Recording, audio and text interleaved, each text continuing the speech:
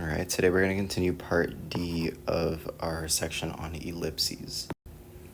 All right, so we're going to do this lesson similar to how we did our lesson on parabolas, and we're going to do the same thing for when we get to hyperbolas, right? So same steps as always. The first thing that I would always do for these kinds of problems where you have to write the equation is I would draw a picture. Now, in class, some people were saying that they're able to do this without drawing a picture. I would highly recommend you draw the picture in order to accurately make sense of the information that you're provided, right? I don't want you guys making silly mistakes because you mistakenly thought it was an a squared instead of a b squared, something like that, right? So I would always draw the picture. All right, so let me do that now, right? We're going to draw the picture with the center at 0, 0, and I have foci at 0, comma, plus minus 3. So that means 1, 2, 3 units up, 1, 2, 3 units down. And remember, your foci are always going to be on the major axis, right? So since my foci are above and below that center, I know it's going to open something like this. And that means I know it's going to be a vertical ellipse centered at 0, 0, which means my formula is going to look something like this. X squared over b squared plus y squared over a squared equals 1. Remember, a squared is always going to go underneath the variable in which it is opening, right? So if it is opening vertically, it's going to go under the y. If it's opening horizontally, it's going to go under the x, right? Another piece of information that we have here is the major axis length, right? Remember that your major axis is always 2a. So I can take 8 and set it equal to 2a, and then when you divide by 2, we get a equals 4 immediately, all right? If you don't want to remember that, right, and I encourage you guys, right, try not to memorize every little formula and every little rule that we have, and just know how to make sense of it in a graph and in the context of the problem, all right? So let's say you didn't want to memorize that. A major axis length is from one vertex to another, right? So from this vertex to another, that means this to this is 8 units, all right? Now, if that's the entire thing, right, don't forget that the vertices always have the center right in between them, right? So that means from here to here is 4 units, and from here to here is 4 units, right? Totaling your 8 units.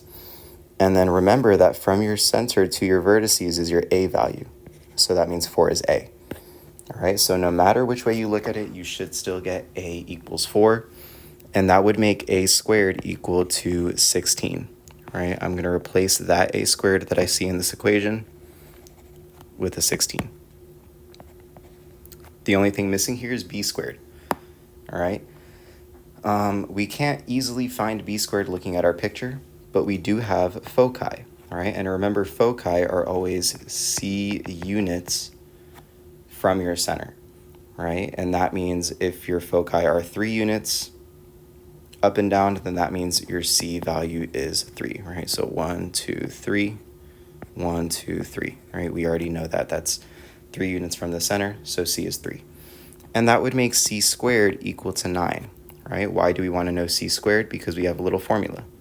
C squared equals a squared minus b squared, all right? All you have to do is plug in the information that you have, and you're going to find b squared. So 9 equals 16 minus b squared. Subtract 16 on both sides, we get negative 7 equals negative b squared, and then divide by negative 1, we get b squared equals 7.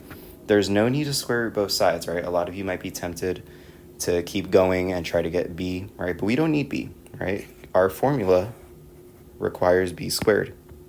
So all I'm going to do is I'm going to erase that, and I'm going to replace it with 7.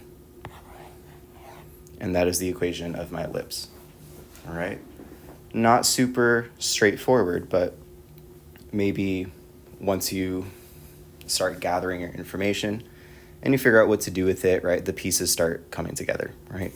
Same exact thing with the next one, right? As always, draw your little picture. I have a center at 0, 0, just like before, and I have foci at plus minus 2, comma 0. So that means 1, 2 units, 1, 2 units. That means it is a horizontal ellipse, right? Remember, your foci are always on your major axis, And I also know that my C value is 2, right? Because it's always 2 units from your center. I also have vertices at plus minus 3 comma 0. So that means 1 unit over and 1 unit over are going to be your vertices. Right? That means it's going to look a little bit like this, right? It's not going to go quite as far as I did it, but it's not that serious because we don't need to draw the graph for this equation. All we really need is the information to write our equation. All right? And then that means since it's 3 units from your center, that means A is 3. All right? So I have an A and a C. All I need now is a B. Well, before I jump ahead and do that, right, let me actually just say we're using this equation right here, x squared over a squared plus y squared over b squared equals 1. All right? And now that we have an a, we can find an a squared. I know a squared is 9, so I'm going to put that in right there. All right, so then this is going to look like x squared over 9. And now to find b squared, I need to know what c squared is. If c is 2, then c squared is 4. All right, and now let's find our b squared value.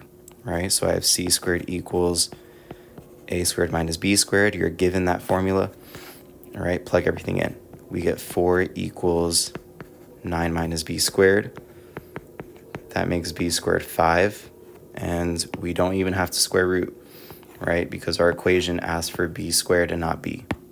So let me just erase that. Whoa, hang on.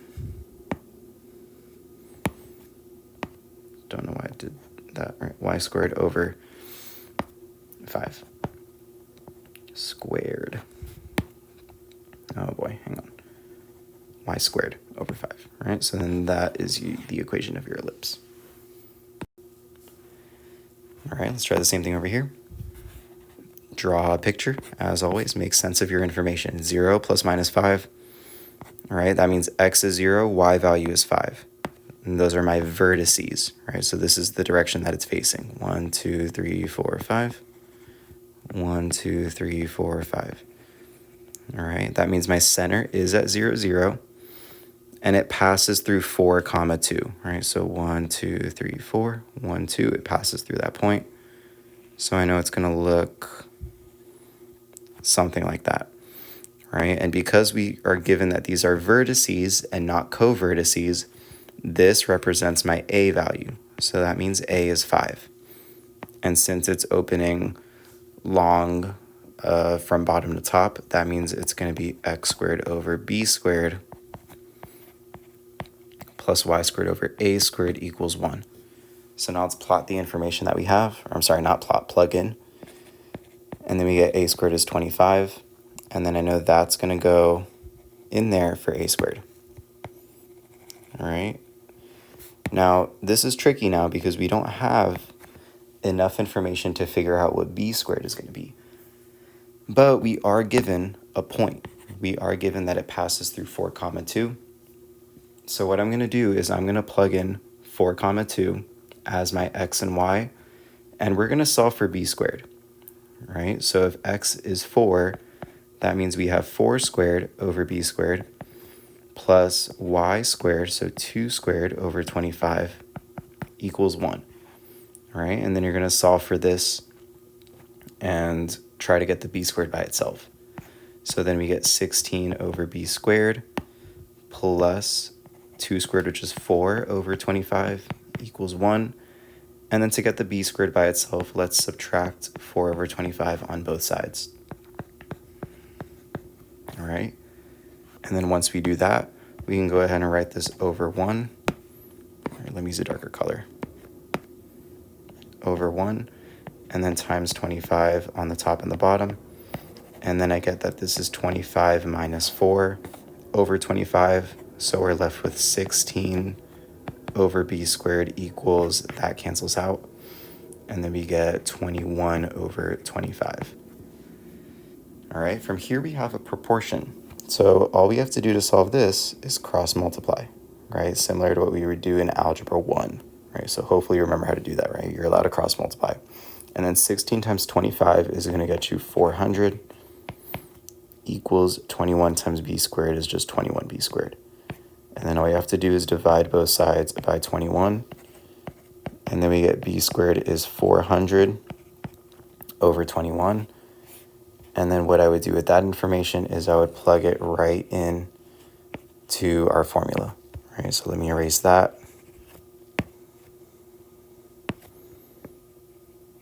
All right, so this is going to be 400 over 21. And I'm perfectly fine if you leave it like that.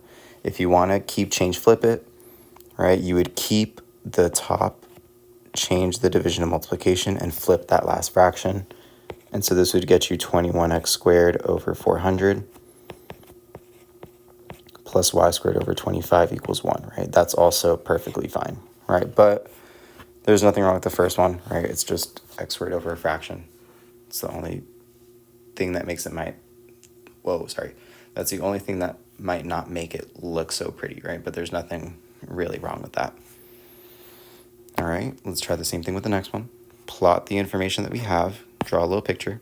So I have vertices at 3, 3. So 1, 2, 3, 1, 2, 3.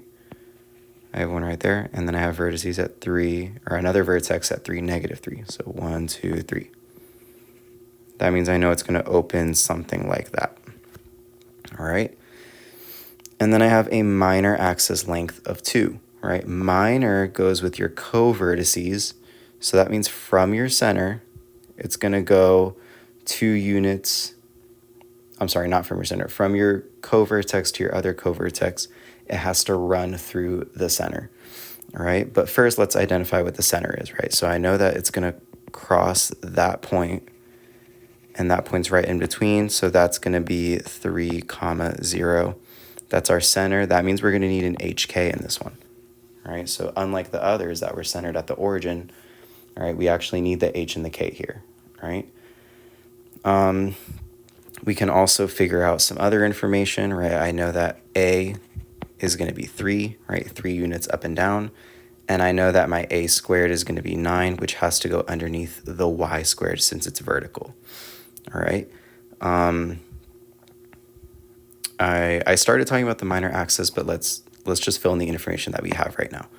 So x minus h squared over b squared plus y minus k squared over a squared equals 1. All right, we said a squared is 9. And then we have that h is 3 and k is 0. All right, so minus 3 minus 0. And now we need to figure out what b squared is.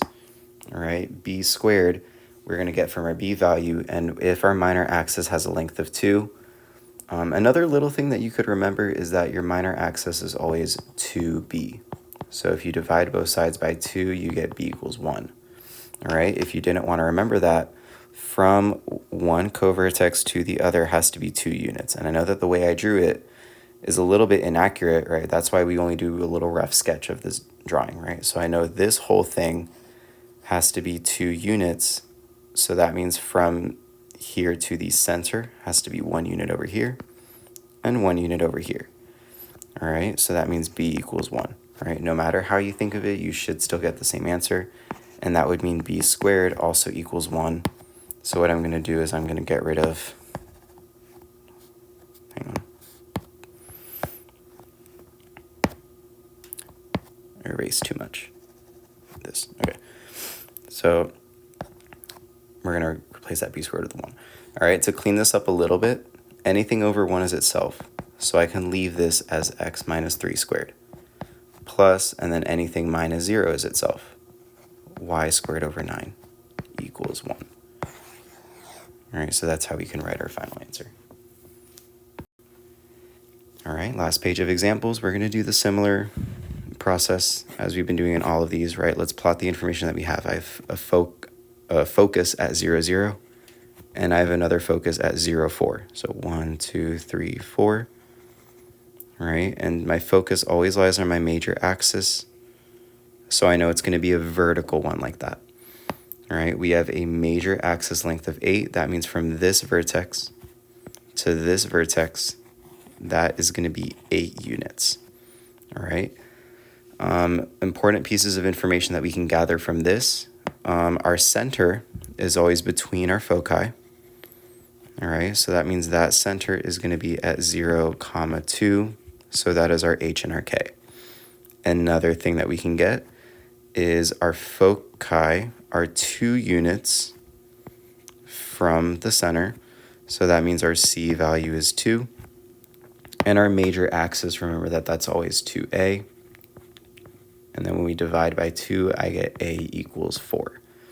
If you don't want to remember that, just look at your picture and note that if the whole thing is 8 units, then the center always cuts it in half. That means this is 4 units, and this is also 4 units. So no matter how you look at it, A should be 4.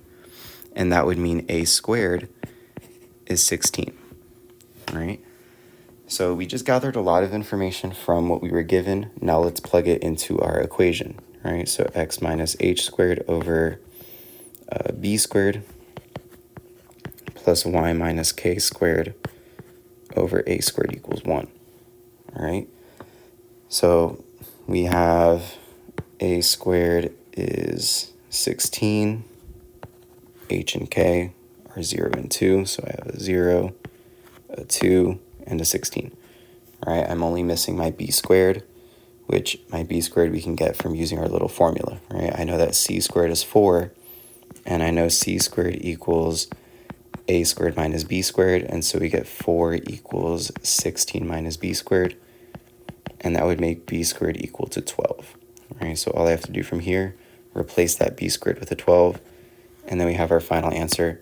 All right, just to clean this up a little bit, I don't really want to leave it as x minus 0 squared. Anything minus 0 is itself, so I'm going to leave this as x squared. And then that is a better looking answer. All right, we'll do the exact same thing for the next one. All right, let's plot all the necessary information that we need, and we get a focus at 0, 0. And then 8 units up, we have another focus. All right, that means our center is directly in between at 0, 4. All right, and because our focus is always on our major axis, it's going to look something like that. So I know my A value has to go underneath the y squared. All right, lots of vertical ellipse in these set of notes, right? But you would do it the same way as if it was horizontal, right? If it was a horizontal, you would just put it underneath the x squared. Major axis length of 16.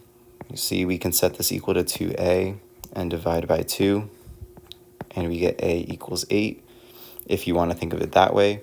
Or you can think of it like from the very top to the very bottom is 16 units, but no matter how you think of it, you're still going to be cutting 16 in half, right? So from here to the center is 8 units, and from the center to the bottom is also 8 units. So I get 8 is a, and that would make a squared equal to 64. All right, and then if my foci are opposite of my center, then that means my center to the foci are going to be 4 units each. And that would make c equal to 4. And that would make c squared equal to 16. All right, so then we can do c squared equals a squared minus b squared. And so I get 16 equals 64 minus b squared. And so I get b squared equals 48. All right, so plenty of information that we just found. We still need to pick an equation, right? Since I know that a squared is the bigger one, and this is vertical, that's going to go underneath the y. And because I know my center, hk, is 0, 4, I'm going to need to use x minus h squared over b squared plus y minus k squared over a squared equals 1. Right, and now that we found our information, let's plug all of it in.